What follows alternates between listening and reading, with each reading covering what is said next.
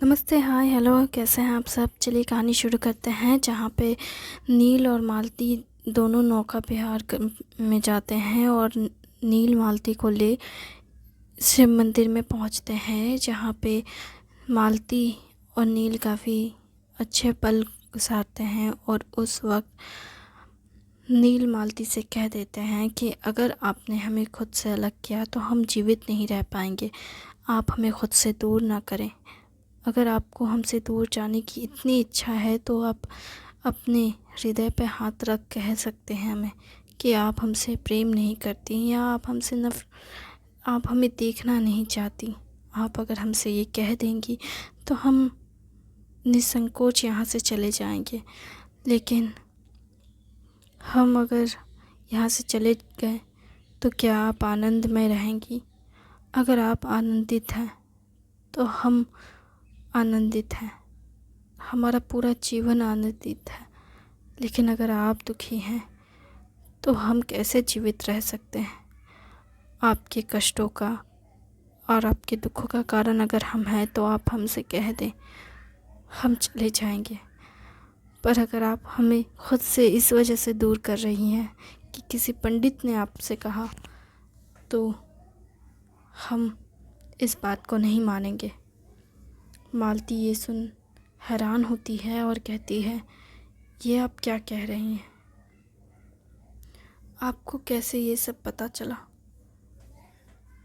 पहले तो आपकी सखी ने हमने ये बात कही, क्योंकि जिस वक्त आप रानी के कक्ष में थी और जिस वक्त वो कह रहे थे आपसे ये सब, वो सब आपकी सखी ने सुना और उन्होंने हमें कहा, आप हमसे छिपा सकती हैं, आप हमें खुल के बता नहीं सकती, लेकिन हम समझ सकते हैं। लेकिन अगर आपको हमारे प्राणों की इतनी चिंता है तो उन्होंने शायद आपसे ये भी कहा कि आप 108 दिए जलाएं। हाँ, तो आप हमें वचन दीजिए कि आप हमें खुद से अलग करने के बारे में नहीं सोचेंगे, इस विषय में एक बार भी आप नहीं सोचेंगे। हम आपको वचन देते हैं कि हम आपको हर सोमवार सुबह के पहर आपको 108 दियों के साथ मंदिर लेकर आएंगे, ताकि आप हमेशा संतुष्ट और खुश रहें। हम आपको कभी परेशान या दुखी नहीं देख सकते। अगर आप कष्ट में रहेंगी तो हमें बहुत कष्ट होगा। नील की बातें सुन मालती उनसे कह देती है, ठीक है, हम आपको छोड़ने का विचार कभी अपने मन में नहीं लाएंगे, लेकिन हम जैसा चाहते हैं आप हमें वैसा करने दें। हमें कभी रोकेंगे नहीं, हम नहीं रोकेंगे। आप जो चाहती हैं, जैसा चाहती हैं, वैसा ही होगा। हालांकि इससे पहले बहुत कुछ हो चुका होता। वो 108 दिए वाला जो रास्ता पंडित ने दिया था, वो असलियत में महारानी का प्रस्ताव था, क्योंकि महारानी को भी पता था कि मालती उनकी बातों में नहीं आएगी और पंडित भी महारानी के बातों में नहीं आ रहे थे। उन्हें अपनी बात मनवाने के लिए उन्होंने पंडित से कहा कि अगर आप ये बात कहेंगे तो हो सकता है वो विवाह से ना इनकार कर दे, लेकिन जो कि आप हमारी बात नहीं मान रहे हैं, तो हम चाहेंगे कि आप मालती से क्यों ना ये कह दें कि इसका एक उपाय है। वो हर सोमवार 108 दिए ले शिव मंदिर में दिए जलाएं। अगर आप ऐसा कहते हैं उसे, तो हो सकता है कि उसकी बात भी रह जाएगी, आपकी बात भी रह जाएगी और हमारी बात भी रह जाएगी। किसी को कोई परेशानी नहीं होगी। आपको बस इतना कहना है उससे कि उसकी कुंडली में दोष होने की वजह से उसके प्रति की प्राणों को संकट है, और अगर वो इसका निवारण करती रहेगी पूरा जीवन भर, तो हो सकता है कि उसके पति को कुछ ना हो। लेकिन आप ऐसा करवाना ही क्यों चाहती हैं महारानी साहिबा? आप क्यों चाहती हैं कि वो 108 दिए ले हर शिव मंदिर में दिए जलाएं? हम बस आपसे ये कहना चाहते हैं कि हमारी पुत्री इससे खुश रहे। लेकिन अगर आप हमारी पुत्री की खुशी नहीं चाहते हैं तो हम कैसे कह सकते हैं? आप उन्हें मना सकते हैं। आप उनसे ये कह दीजिए ना, आपको इसमें क्या परेशानी है पंडित जी? आप अगर उनसे कहते हैं तो ये तो अच्छी बात होगी ना। भगवान शिव की आराधना करना तो पुण्य का काम होता है ना। अगर हमारी पुत्री ऐसा करती है तो उसके जीवन में आनंद आएगा, उसके ही जीवन में खुशहाली आएगी। फिर राज पंडित कहते हैं, अगर आप ऐसा ही चाहती हैं तो आप सीधे सीधे कह दीजिए ना कि वो 108 दिए हर सोमवार जलाए, ताकि उसके जीवन में सुख शांति बनी रहे। ये पहले ये कुंडली का दोष ये सब कहना ज़रूरी है क्या? हाँ पंडित जी, ये कहना बहुत ज़रूरी है। अगर आप कहेंगे तभी तो हमारी पुत्री इस बारे में विचार कर पाएगी। और हम भी देखना चाहते हैं कि हमारी पुत्री इस निर्णय के लिए कितनी सशक्त है। क्या वो सच में उस व्यक्ति से प्रेम करती है या फिर ये बस उसके मन का वहम है? अगर आप उसे सिर्फ अभी के लिए कह दें, बाद में हम उसे सत्य बता देंगे, आप परेशान ना हो। अगर वो विवाह करने के लिए हाँ कह देती है तो हम उसे सत्य बता देंगे और उसे 108 दिए भी जलाने नहीं पड़ेंगे। पर अभी कुछ वक्त के लिए आप उनसे ये झूठ कह देना। आप कह दीजिएगा तो हमारी पुत्री के मन में जो भाव है वो सत्य है, ये एक भ्रम है, उसे समझ आ जाएगा। उसे समझ आ जाएगा कि वो प्रेम करती है या बस सम्मान करती है उस व्यक्ति का। हो सकता है कि उस व्यक्ति को वो बस सम्मान करती हो और उस सम्मान को ही वो प्रेम समझ बैठी हो। आप समझ रहे हैं ना? आप हमारी बात पे एक बार ध्यान दें। प्रेम और सम्मान में बड़ा अंतर है ना। प्रेम जीवन भर साथ देते हैं, सम्मान तो वक्त के साथ कुछ लोग करते हैं और कुछ लोग नहीं करते। आप खुद ही इस पे विचार करें। ये कह कहकर वो पंडित जी से अपनी बात मनवा लेते हैं और फिर मालती के सामने वो वही कहते हैं जो वो कहना चाहती थी। और वो बात सुन मालती दुखी भी होती है और परेशान वो नील से ये कसम ले लेती है। इसके बाद नील और मालती एक दूसरे के साथ कुछ समय अच्छे से गुजार रहे होते हैं उस शिव मंदिर में बैठ। फिर मालती नील से कहती है कि पूर्णिमा का चांद कितना सुंदर है। जहाँ नील कहते हैं अभी पूर्णिमा में समय है, पूर्णमासी आने में अभी भी 2 दिन शेष है। हमें पता है, पर फिर भी कितना सुंदर है ये चांद। चंद्रमा की ललाट देख आनंद आ रहा है। आपको उनकी ललाट दिख रही है? नहीं, पर हम देखना चाहते हैं। हमें लगता है कि ये पल जैसे इस वक्त इस समय में हम और आप ठहर जाएं और सब कुछ यहीं बस ठहरे हुए रहे। हम आपको अपनी आंखों से ओझल नहीं होते हुए देख सकते। आप परेशान हो रही हैं। क्या आप उनकी बातों पर इतना दिल पर लगाएंगी? अगर ऐसे ही चलता रहा तो हम कैसे खुद पे ध्यान दे पाएंगे? हम खुद पे कैसे विचार कर पाएंगे? आप अगर ऐसे ही रहीं तो हम तो जीते जी मर जाएंगे। आप ऐसा क्यों कर रही हैं मालती? आप एक बार हमारे बारे में विचार करें। अगर आपको इस तरह कष्ट में हम देखते रहें तो हम कैसे जीवित रहेंगे? कल को जब हमारे बच्चे होंगे वो हमसे पूछेंगे कि हमारी माँ इतनी दुखी और परेशान क्यों है, तो हम क्या कहेंगे? आप कहाँ से कहाँ पहुँच गए, अभी हमारा विवाह तक नहीं हुआ है और आप बच्चे तक में पहुँच गए। हमारे बच्चे अभी थोड़ी ना हो रहे हैं। मालती ये शर्माते हुए कहती है। तब नील कहते हैं कि हम जानते हैं कि हमारे बच्चे अभी नहीं हो रहे हैं, लेकिन फिर भी हम चाहेंगे कि हमारे बच्चे हों। अच्छा, आपको कितने बच्चे चाहिए? ये कैसा प्रश्न है?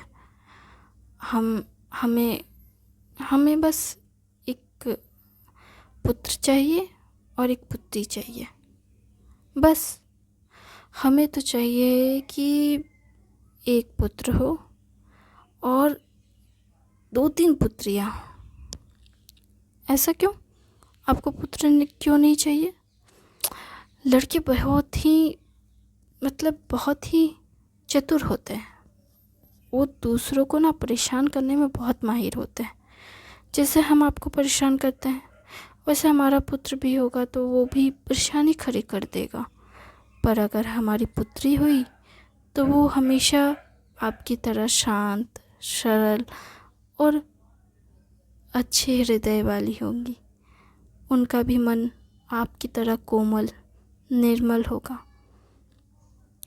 हम तो बस ऐसी पुत्री चाहते हैं जो आप जैसी हो। हम आपको ऐसी इंसान दिखते हैं।